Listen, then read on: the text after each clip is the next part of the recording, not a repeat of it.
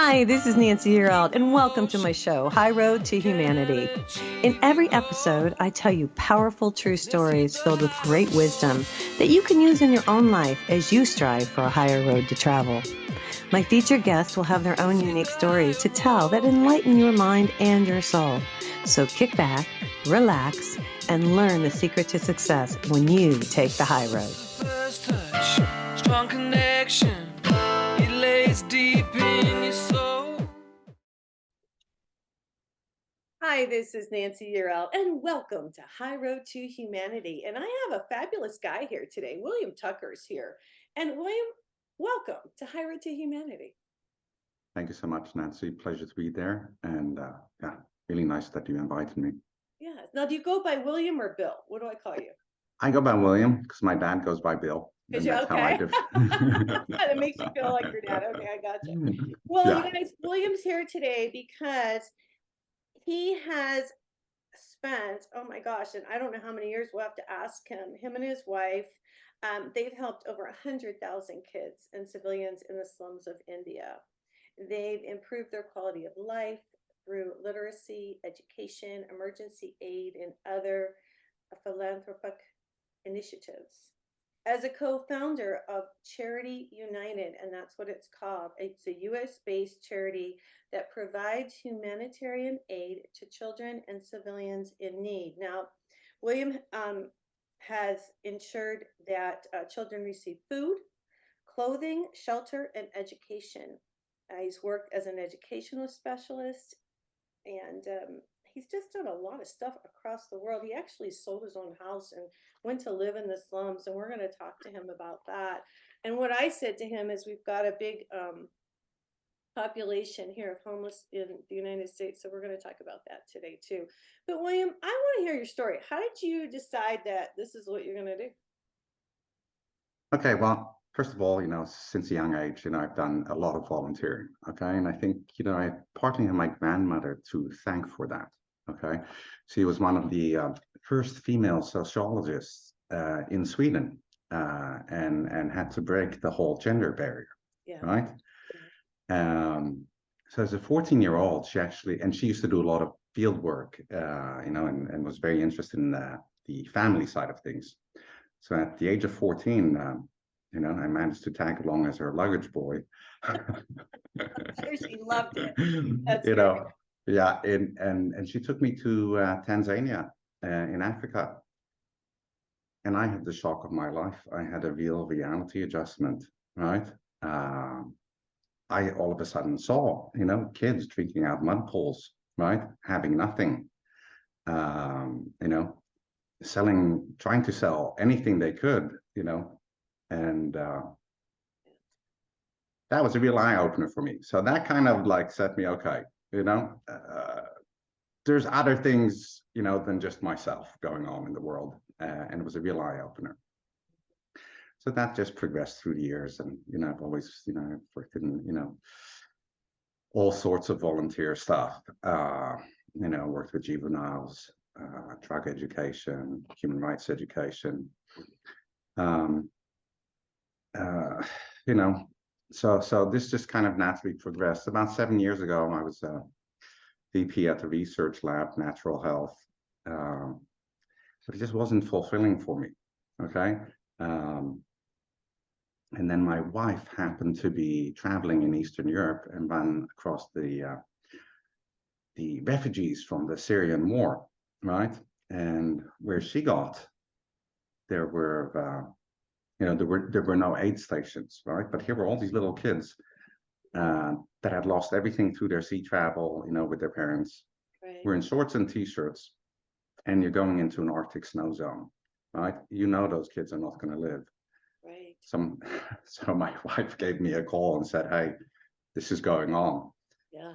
And we made the decision, okay, you stay. Let's do something about this, right? Yeah. And that was kind of like the beginning of like really starting to take it super serious, right? She did something about it. Tell what she did, or what you did, actually.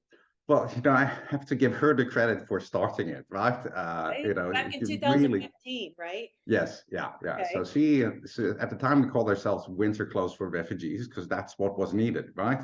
Okay. And she just met up with some local volunteers, some of them Muslims, some of Christian, living in like a village, and these people were poor, but these men would come out every night at 6 o'clock after work and stay until 4 o'clock in the morning trying to help these kids and refugees, right? When they had nothing.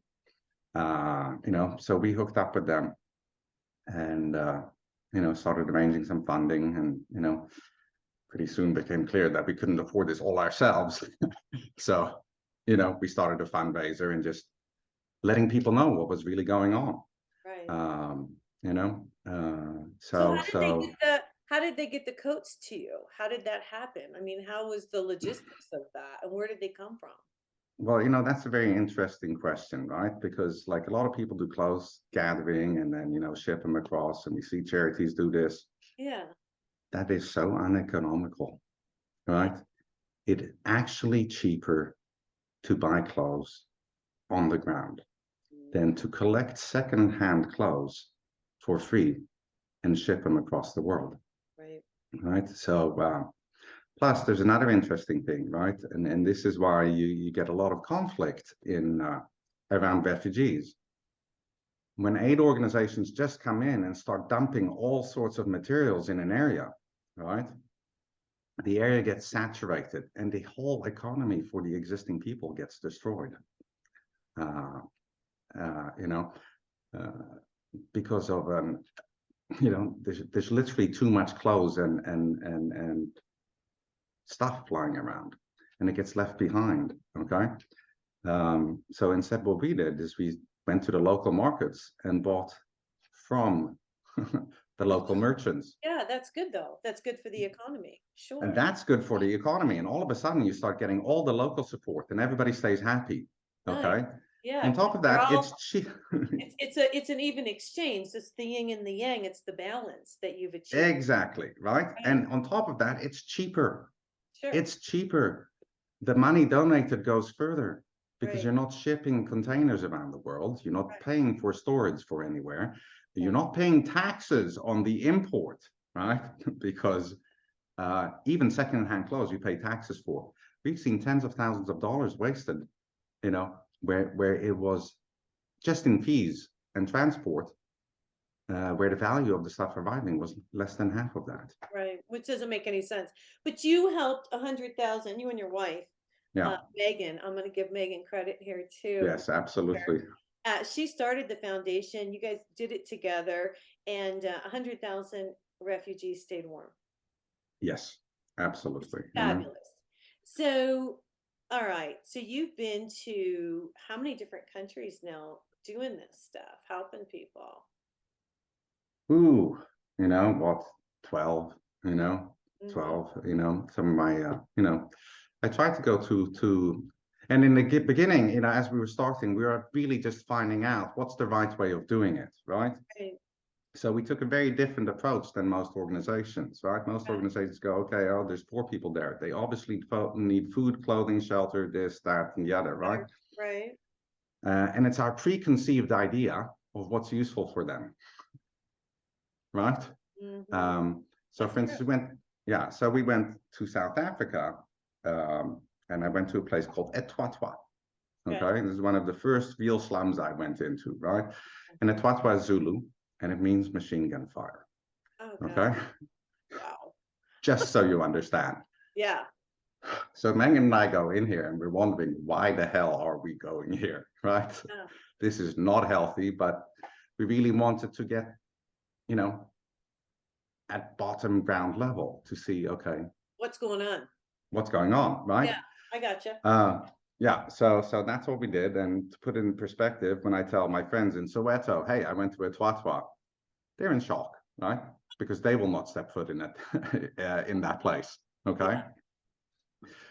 Anyway, so that was a really interesting experience because there we arrived on the ground. We actually brought oranges in as a treat for all the kids, just for initial contact, right? So you can hop out of the car, start doing something and make friends, because you really, that's what you have to do. Okay. I've never seen politer kids in my life. I was in shock. Okay. These kids, even though they had nothing, even though they're working, you know, scavenging through garbage, live in shacks, no running water, no toilets, they had manners like you would not believe.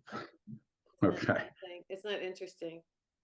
I was in shock, right? I mean, anyway, so very rapidly, you know, we made friends, started talking to some of the adults, you know, talk with them. They said, yeah, we like you. We make sure nobody kills you. I'm like, Good to oh, know. thank you very Well, much. You know, that's well, wonderful. well, as you're telling me this, I guess what I'm really thinking, and maybe the audience is too, as you're telling the story, and you're afraid to go there, but yet there's children living there. Right.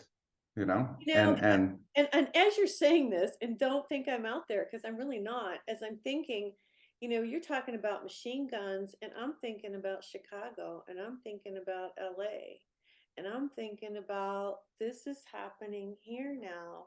When you said the machine guns, it made me think, well, that's what's going on here. People aren't safe, and kids aren't safe, and drive-bys, and where how many kids are killed like on a weekend because there were drive-bys and there was a kid sleeping in their bed. I mean, that's what's happened where you have been has made it here to the United States, and it's crazy. I you I, know I completely agree with you, you know, and it's been one of the things that I've been looking at, like, you know, while yeah, I've been out here doing stuff, you know, I'm yeah, going, you know, some of this reminds me of home, you know. Uh, that's what I'm we, saying. It's we come need to it's get to work at home, right? Well, Um, it's time, yeah, and that's why I'm so. I'll tell you why I'm really on a soapbox about this. I just yeah, moved to Arizona recently, and then I saw on the news that, and I didn't realize this. We get in our own little bubbles, right? And we don't even realize it. And there were like 1,000, more than 1,000 people slept on the street last night in Phoenix. And I think to myself, here we are, and we're not in an underdeveloped country, and there's 1,000 people, more than 1,000, that slept on the street on a concrete, right? And then I saw another statistic, which is so sad, which goes back, there were like 46% more teenagers who were homeless just here in this one area. right. I think, okay, so as this happens, I mean, and you got the refuge, and then you've got, not to get into a whole nother deal, we could do a whole show on the border. So then we've got all these other people coming in. Yeah. And I have to bring this up because this is all in the news right now. And here's what I saw yesterday. It was crazy. So, and I want to get your take on this because you're in Okay. this is what you do. Yeah.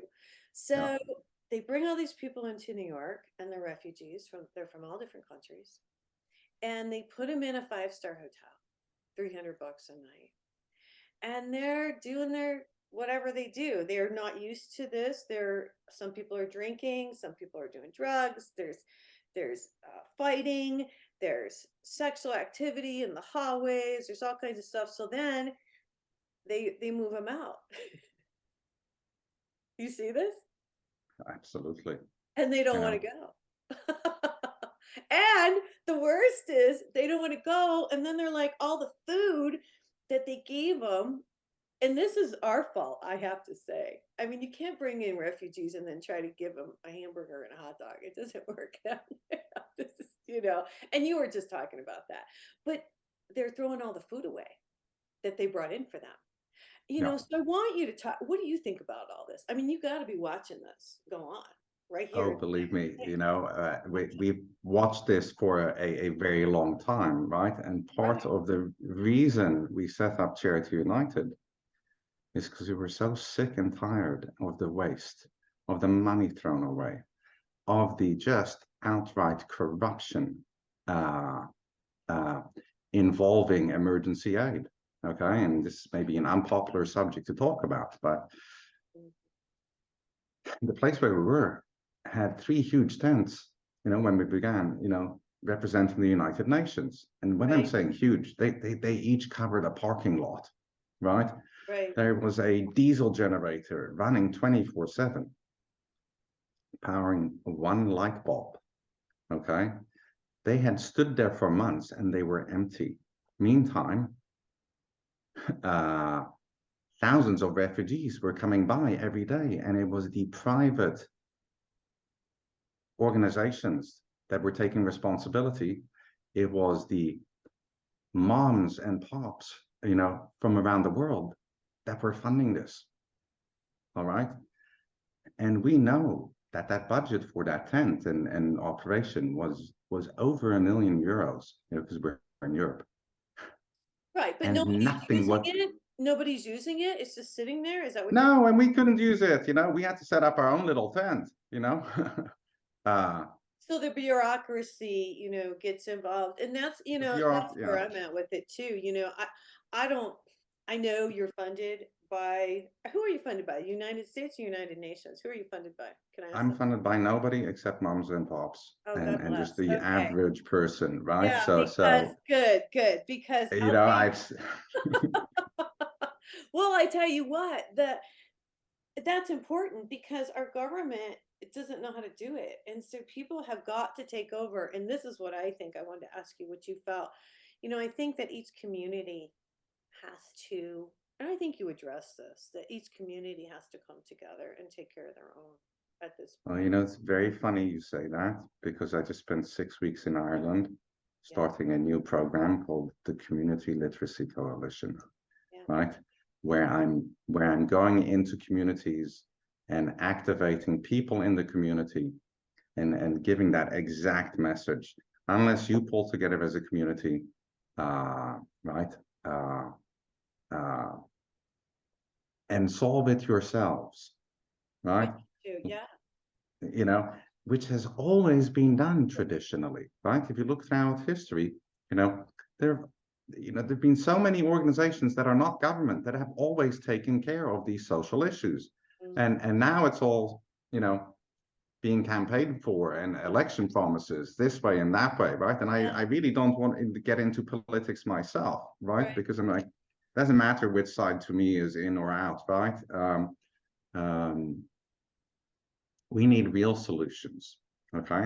I want to take you a little bit on the journey, and circle back to this, right? Because I can give you a much more interesting perspective that way. Okay. Okay. So when I went to these slums, I went and surveyed people. I went and asked everybody, kids, adults, what would help you? What would make a difference, right? And also in the refugee aid, I was always asking, okay, what are you running into, right? And being very observant of what they were talking about, not what my perspective was on the situation, right? Yes, Because I know that my perspective on the situation could not be right, because that's there's true. many smarter people than me, and the problem hasn't been solved. Right. And you're Right? not living it. They're living it. They're living. Exactly. Right? Okay. And I can step out because I can go to a warm room at the end of the night and at least have a shower, or even early in the morning, whatever, right? I have a little place where I can retreat to and step out of it. Okay. Right. So, and you'd expect people to say, oh, well, we need food, or, we want money, or, we need clothing, or those weren't the majority answers. What'd The they answer say? was always, said, we'd like to be able to get education. We'd like to be literate, right? If we can get literate, if we can make it through an education, then we can get out of here, right? So that was a really interesting answer. So my next question was, well, what do you want to get educated on, right? Yeah. Yeah. And they kept saying, English, Oh, they want right? to learn English. Yeah. They want to learn English because everybody knows we now live in a global economy, right?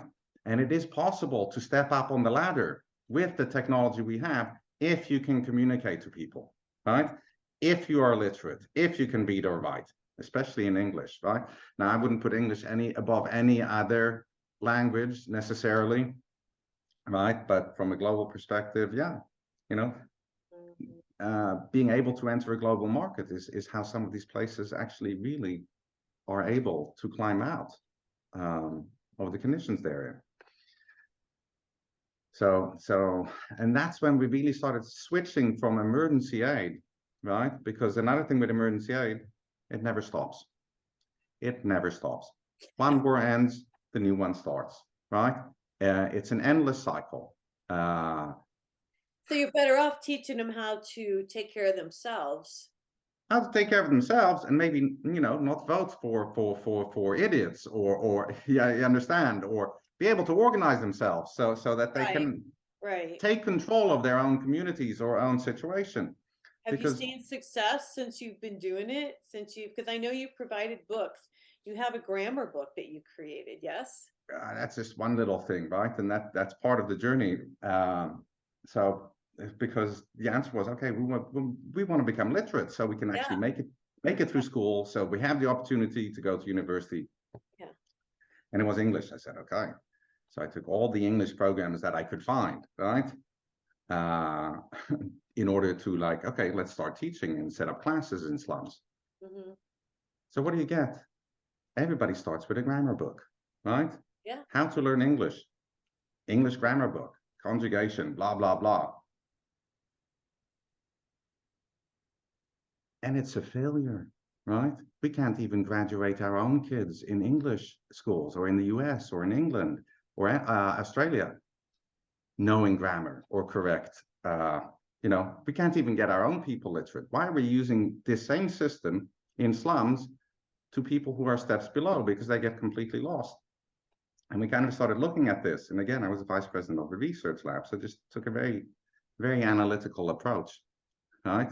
Hmm. And went, okay, well, how does somebody learn language, right? And who teaches the best?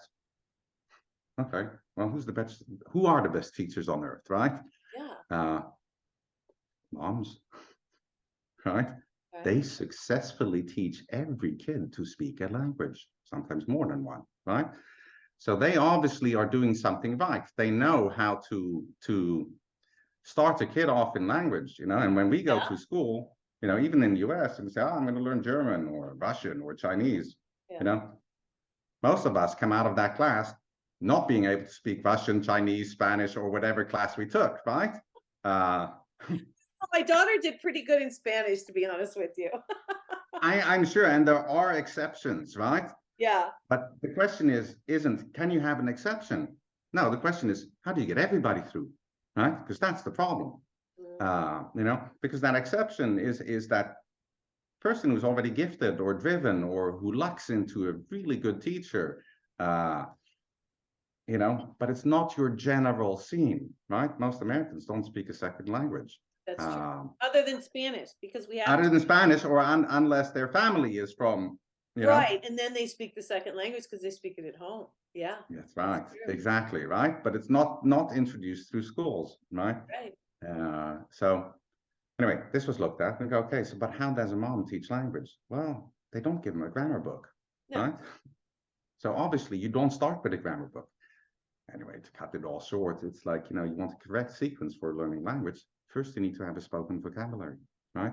Because if you don't at least know some words, how can you learn to read? If you know no German words, if you don't have like a couple of hundred word German spoken You vocabulary, need a basis. Yeah. yeah, you have no chance to start reading German, right? Not going to happen, right? Pure idiocy, but that's how we teach, right? So Well, we when I started was in stepping in. Germany, I'm going to stop you. When I was Yeah, in Germany, gosh, I was probably 20 years old, and I was in Germany and I was young, and I just learned from the people.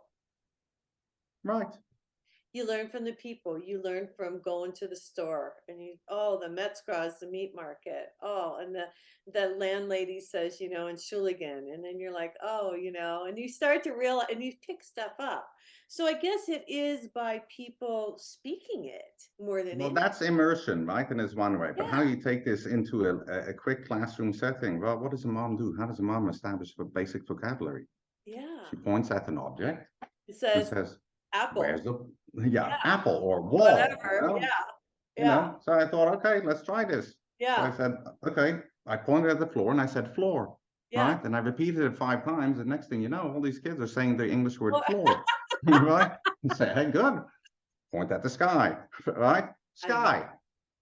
They got it, right? I 25 minutes later, they have a 20-word vocabulary, right? love Because we it. repeat it over and over and over, until Yeah. they got it down cold. So we Yeah. started doing this every day. In a week or two, they had 200 words, and now we could start reading. Right now, we could start to teach reading. Where now we can do now. We actually introduced flashcards at that point and got them up to a 400-word vocabulary using flashcards. Right, Yeah. 20 animals. No, Goat, this is in cow. India, correct? This is in India. Yeah, Like yeah. Like where are you in India? I'm in the slums of Delhi. Right. Okay. Yeah. And so people living under freeway, we've given classes under freeways, right? That's where we just put a blanket down and start, right? Yeah. Because that's the only way you're in the shade or out of the rain, right? So, but this worked really well, and then we got okay. So now we start reading, right? And then everything just fell to pieces again, because like, where do you start with them? And we took a kind of analysis, I did an analysis. Okay, like what is their trouble? What is the trouble they're running into, right? Hmm. It's the small words of the English language.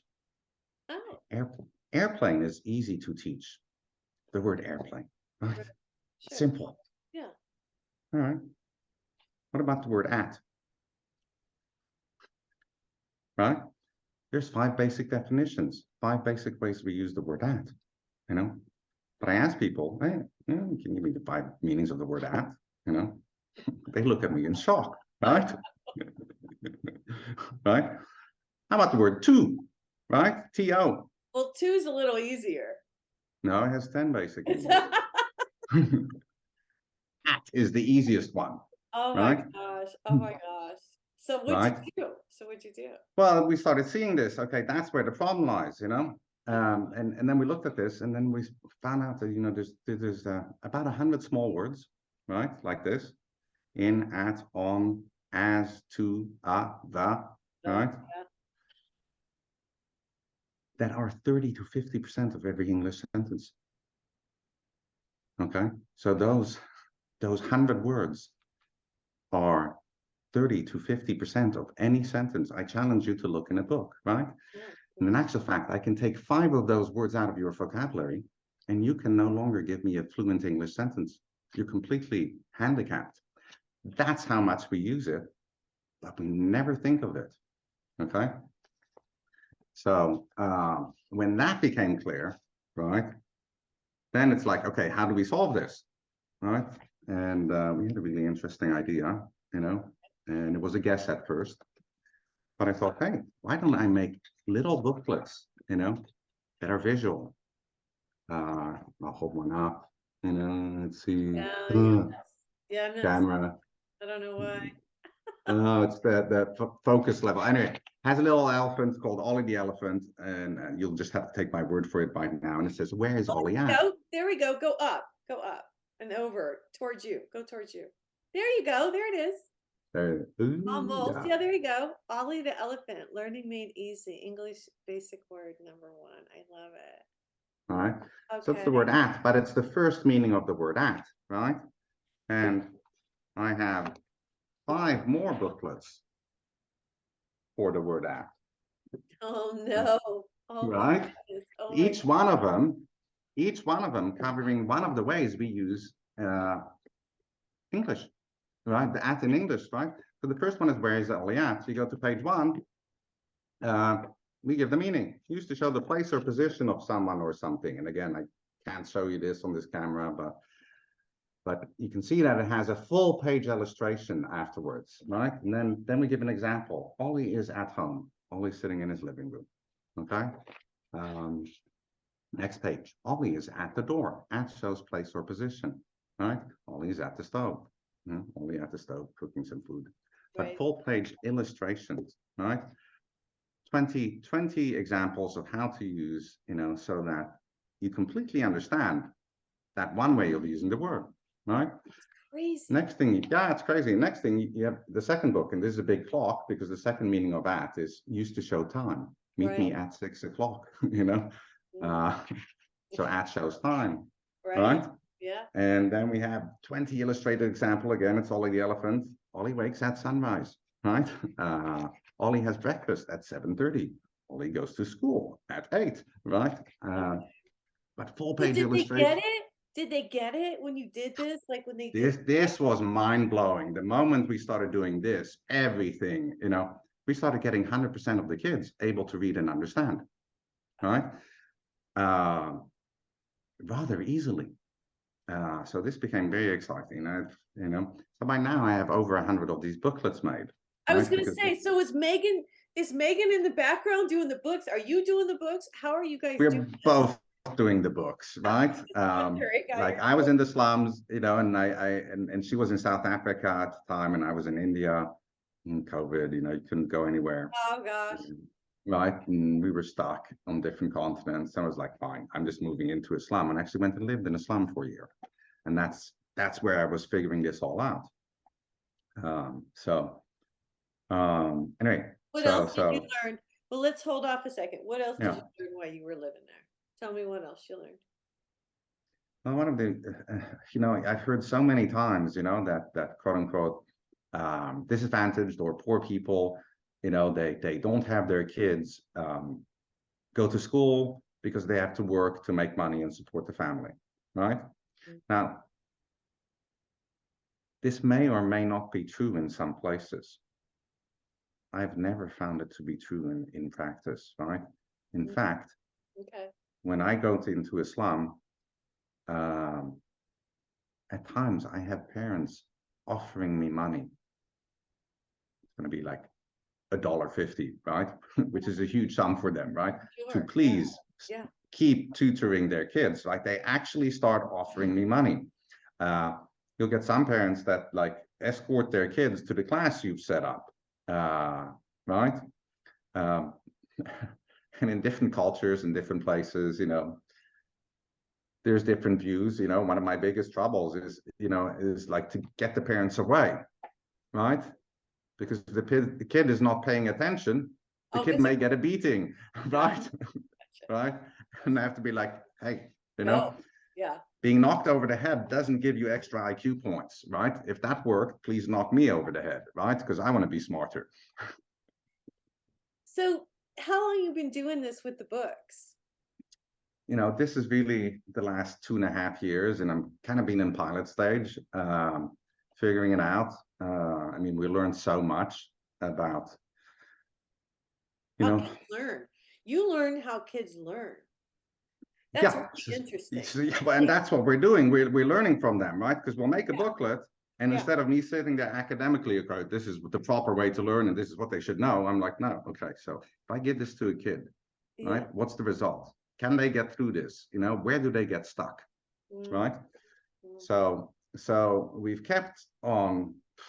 One of the biggest things I learned, right, which was just amazing, is that kid read pictures usually in the same sequence as the sentence, right? Okay. And I learned this because I had this sentence in the booklets for and, right? One of the meanings of and is to show difference, right? She is old and he is young, right? And is used to show difference there, not to show there's more than one thing. Okay. Okay. And is used to point out the difference. But my illustration was backwards. You know, I had the young boy first and an older lady, you know, in the reverse sequence of the sentence. And they knew it. No, so they all thought that she was he, that young was old, because the picture, you know, was in the The opposite. association, because they were association. It would be like Right. apple and orange. If you put the apple and the orange in the wrong place, they would be confused on which was which. Exactly. Well, actually, they are not confused. They're very certain that the orange is the apple and the apple is the orange. Right, that's Right. what I'm saying. You know, and I'm going, oh my God, right? I've been doing this all wrong. So I had to go through and correct a whole bunch of the images. Oh my gosh. 'cause I do all the illustrations, right? So you know, and if you know a little bit about art, you know, or even marketing, eye trail of it is a very important part of composition, right? Mhm. But you know, so we started making the eye trail of the images the exact same as the, you know, as how the sentence would read, right? Right? And all of a sudden, these kids are just They able put to it grasp. together. They Yeah. can put it together because they look at Yeah. the picture and they look at the sentence and they They're can like, figure it oh, out. yeah, Oh, okay, right. I could do that and learn Italian. Absolutely, right. Right? And I've actually tested, you know, some of this in a different language that I Have didn't you? speak, right? Yeah. And when I Yeah. saw it myself, I was like, I was shocked. I'm like, wow, I can learn this language, Yeah. right? Um, Forget what is it, Rosetta Stone? Right? She's like, yeah, because you know, anyway, so because, but even when you're trying to speak German or you know, like what's always you know, what's the biggest stumbling block? You don't know how to structure the sentence, right, and you don't know how to tie it together with the small words, correct. right? Like in, at, on, as, to, for, right? Right. Uh, like I Well, said, there's 10. Yeah, let's move on a little bit because we're yeah, we we only have an hour show. But yeah, I just want to know, where are you guys at right now and what's going on right now? Because you made a lot of progress with the books. yeah, You've taught these kids, it sounds like in India at least, to speak English, yeah. sentence together, you know. So where, Yeah, and they're passing their classes easier now, right? right? So their grades are going up, right? Because literacy is the foundation of education.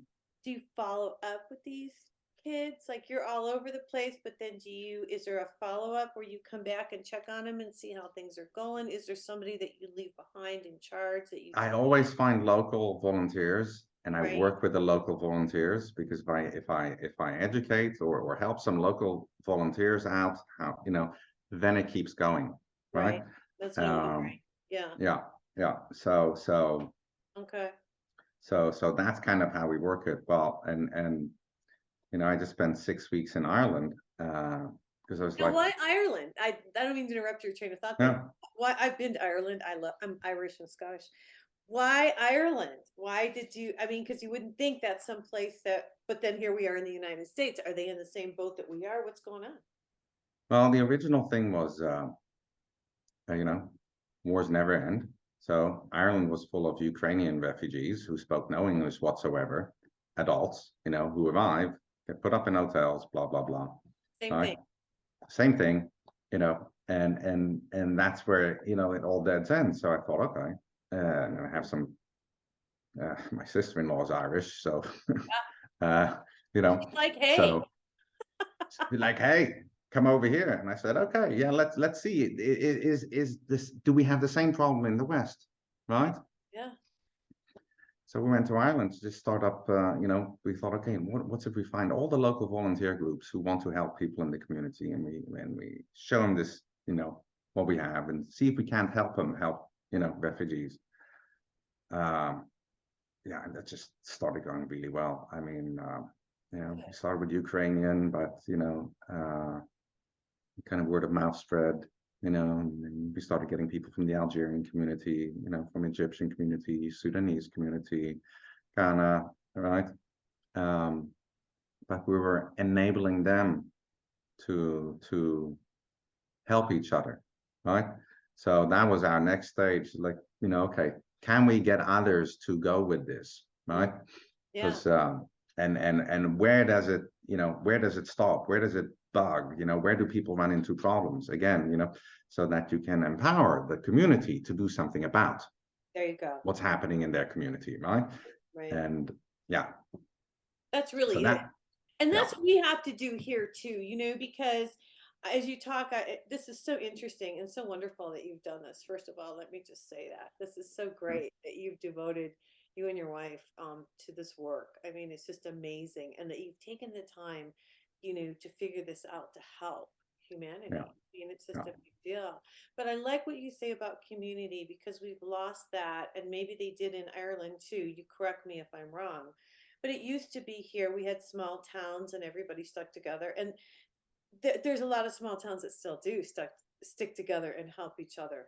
But then you go into the big cities. We were talking about LA, and you said you had a recent trip.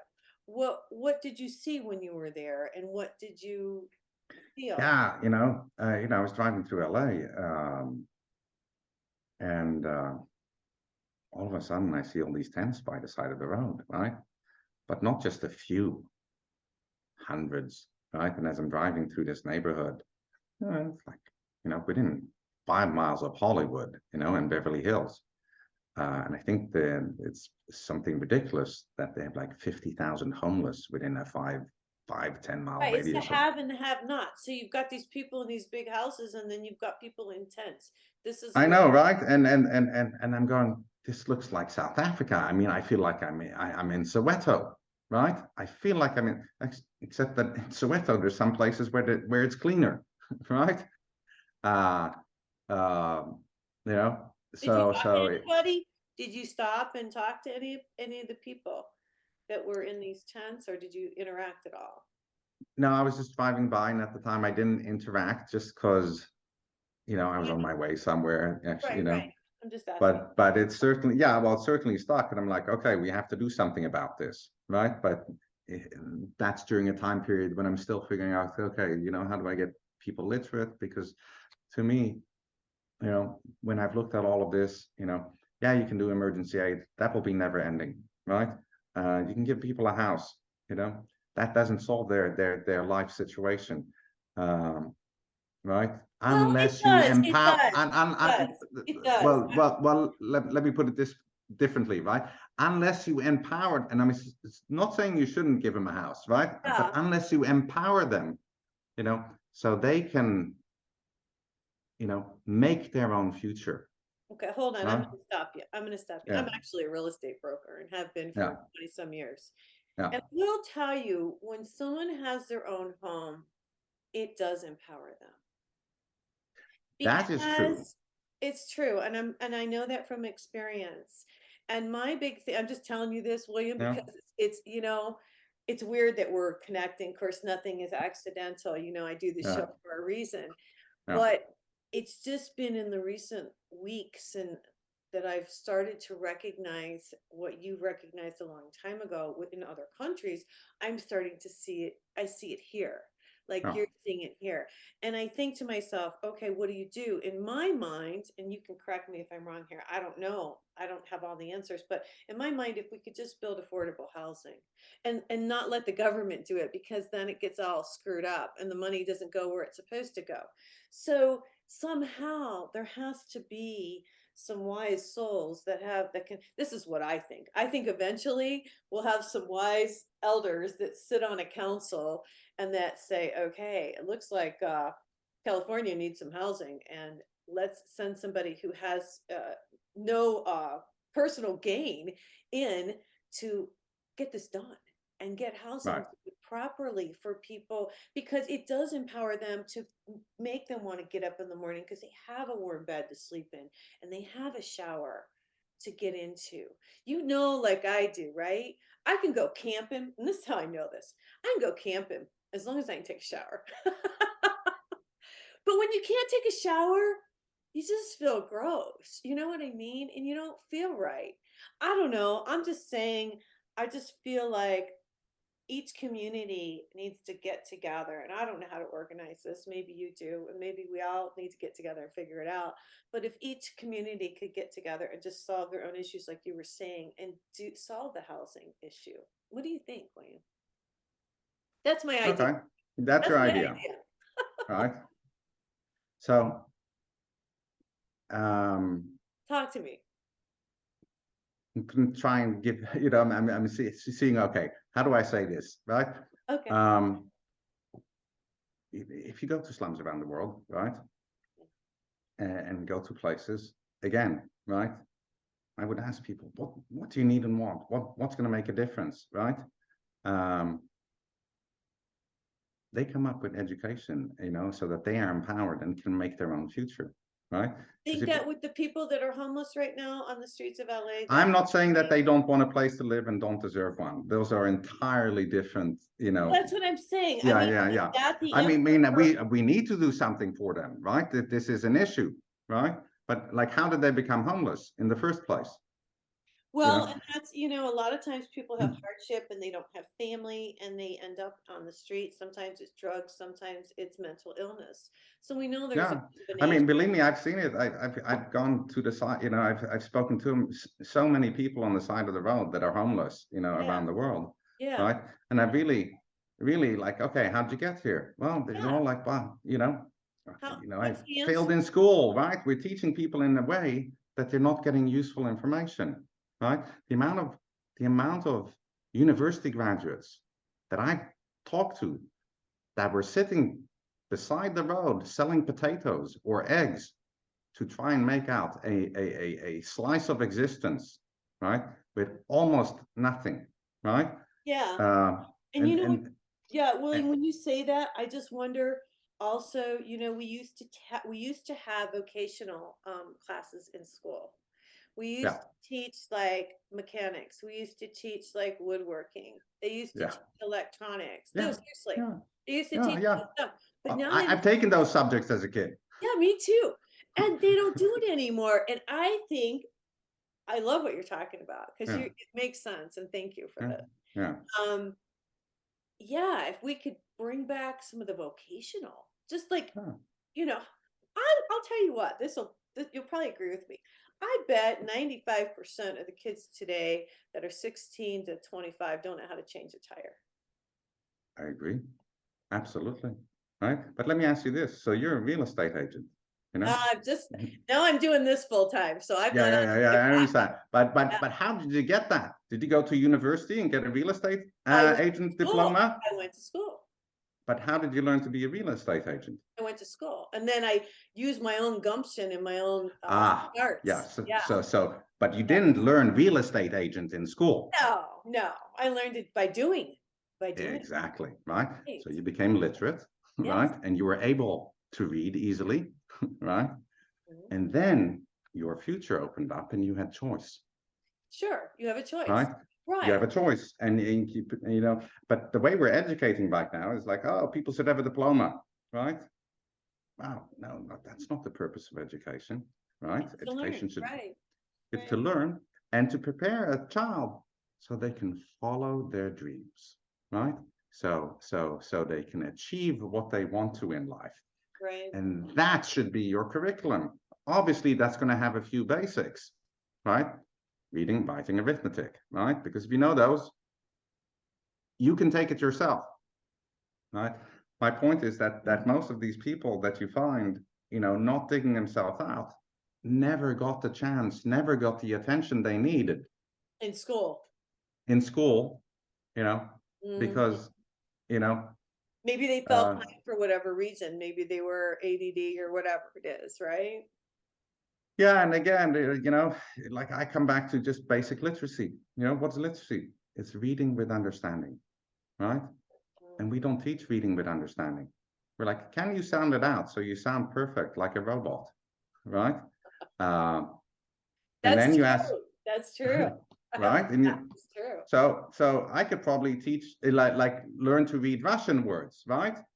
And sound them out perfectly, right? But I how's that can going to help read, you? but it doesn't help me in any way, right?